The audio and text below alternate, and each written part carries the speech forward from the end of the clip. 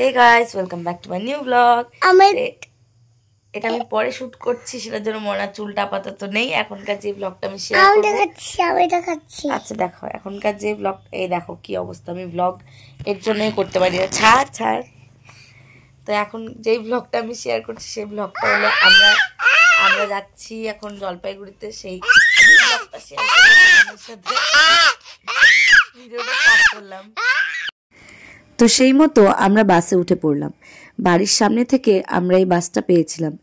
এই বাসটা দিয়ে আমরা যাব ময়নাগুড়ি বাইপাস পর্যন্ত। ওখান থেকে আমাদের গাড়ি আসবে আমাদের নেওয়ার জন্য। তো দেখো বাসের ভিউটাও খুব সুন্দর ছিল। মাথাভাঙায় বাসটা একটুক্ষণ টাইম থেমেছিল, যেহেতু মাথাভাঙায় বাসটা থেমেছিল তাই মনা একটু দুষ্টুমি করছিল। আর এই দেখো বলতে বলতে প্রায় 2 ঘন্টা পর আমরা ময়নাগুড়ি চলে এলাম, কারণ বাসটা একটু স্লো চলছিল আর একটু ঠান্ডা ঠান্ডা ওয়েদার ছিল, তাই এই ভিডিওটা এরকম তোমরা দেখতে পাচ্ছ। আদারওয়াইজ ক্লিয়ারই আসছে ফ্রন্ট ক্যামেরাতে। তো ওই যে আমাদের গাড়িও চলে এসেছে, এখন আমরা গাড়িতে উঠে পড়বো। যেহেতু আমরা অনেক সকালে রওনা দিয়েছিলাম প্রায় 9টার দিকে, সেই জন্য সেরকমভাবে কিছু খাওয়া হয়নি। সাথে আমি একটা অ্যাপেল নিয়ে এসেছিলাম, যেটা ভেবেছিলাম বাসে খাবো, কিন্তু বাসে এত লোক ছিল যে খাওয়া হয়নি। তো এখানে যেহেতু এখন আমরা গাড়িতে বেশি কেউ নেই, দেখো মনার বাবা আর আমি আর আমাদের ড্রাইভার ছিল, তাই ভাবলাম খেয়েই নেই। আর এদিকে গাড়ি তিস্তা ব্যারেজের ওপর দিয়ে যাচ্ছে। যারা যারা জলপাইগুড়িতে তোমরা থাকো তারা অবশ্যই এই জায়গাটা চিনবে। তো এখানে আমি এই যে অ্যাপেলটার কথাই বলছিলাম, এটা একটু খেয়ে নিলাম। তখন আবার ওয়েট করছি কতক্ষণে আমরা ডেস্টিনেশনে পৌঁছবো, কারণ ওরা কোথায় থাকে সেটা দেখার জন্য আমি প্রচণ্ড এক্সাইটেড ছিলাম। আর মনা ওর বাবাকে পেলে তো আমাকে লাগবেই না, সেই জন্য ও গাড়ির ফ্রন্ট সিটেই বসেছে ওর বাবার সাথে। তো এখানে আমরা যে বাড়ির মালিক আছে পেছনে যে মিষ্টির দোকানটা দেখছো, সেই মিষ্টির দোকানটা ওনার সাথে দেখা করে নিলাম। তো আবার আমরা চলে যাব। তো গাড়ি করে এখন ওনার বাড়ির উদ্দেশ্যে আমরা যাচ্ছি। তো এই যে বাড়ির গলিতে আমরা চলে এলাম, এই গলি দিয়েই ওনার বাড়িতে ঢুকতে হবে। আর ইনি খুব ভালো একজন দাদা ছিলেন। ইনি উৎপল দাদা, যিনি আমাদের মালিক আছেন, ওনার দোকানেই উনি কাজ করেন। উনি আমাদের সব ব্যাগেজ ক্যারি করেছিলেন, সাইকেলে করে সুন্দর করে পৌঁছে দিয়েছিলেন।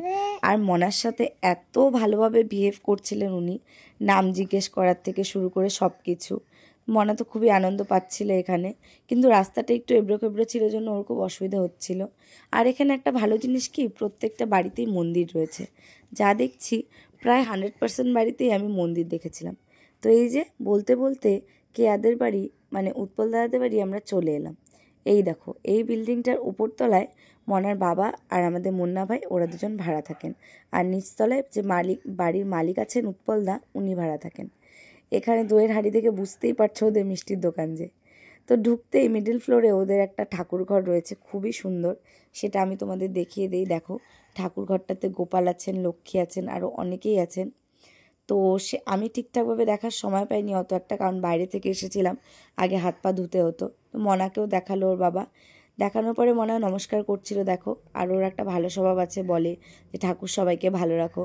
তো এখানে এসেই বাড়িওয়ালার যে মালিকের ছেলে রূপমের সাথেও খেলতে লেগেছিল। ওদের দেখে কেউ বলবেই না যে ওরা এতদিন পরে মিট করছে, কারণ ওদের কামাখ্যা ভ্লগগুলো যদি আমাদের দেখে থাকো দেখবে ওরা দুজন ওখানে খুব আনন্দ করেছিল। তো এবার চলে এলাম রুমে। রুম ট্যুরটা তোমাদের পরের ভ্লগে আমি দেখাবো, যেহেতু আজকে বেশি সময় নেই। তো এখন আমরা যাচ্ছি একটু আমার রাঙাদির বাড়িতে যাব, সেটার জন্যই আমি রেডি হয়ে নিয়েছি। আমি আর চেঞ্জ করলাম না, তোর বাবা চেঞ্জ করলো। আর এদিকে মনা প্রচণ্ড এক্সাইটেড। আর এখানে যে এরকম এক্সপ্রেশন দিচ্ছিল সেটা তোমরা প্লিজ ইগনোর করো। তো আমরা বাড়ির থেকে চলে এলাম উৎপলদার দোকানে মিষ্টি নিতে। রাঙাদির বাড়িতে যাবো জন্য ওনার দোকান থেকে আমরা মিষ্টি নিয়েছিলাম। দেখো মনার এক্সপ্রেশনগুলো, তখনও মনার চুল কাটা হয়নি। আর রিসেন্ট পোস্টগুলোতে দেখলে তোমরা বুঝতে পারবে মনার চুলটা কাটা হয়ে গেছে। তো এখান থেকে টোটো দূরত্বে যেতে হয়, মোটামুটি টোটোতে 10 মিনিট কি 15 মিনিটের মতো লাগে। সমাজপাড়া বলে যে জায়গা আছে, তোমরা জলপাইগুড়ির যদি কেউ ব্লগটা দেখতে থাকো নিশ্চয়ই জানবে। আমি জানি না জলপাইগুড়ি কেউ ব্লগটা দেখো কি না, যদি দেখে থাকো প্লিজ কমেন্ট করে জানিও।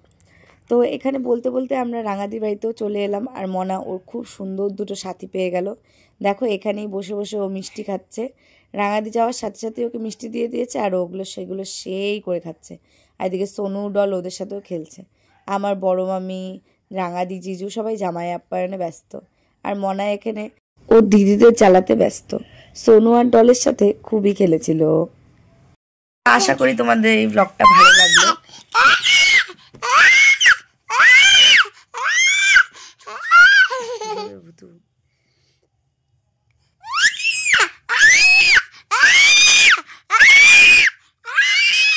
চুপ।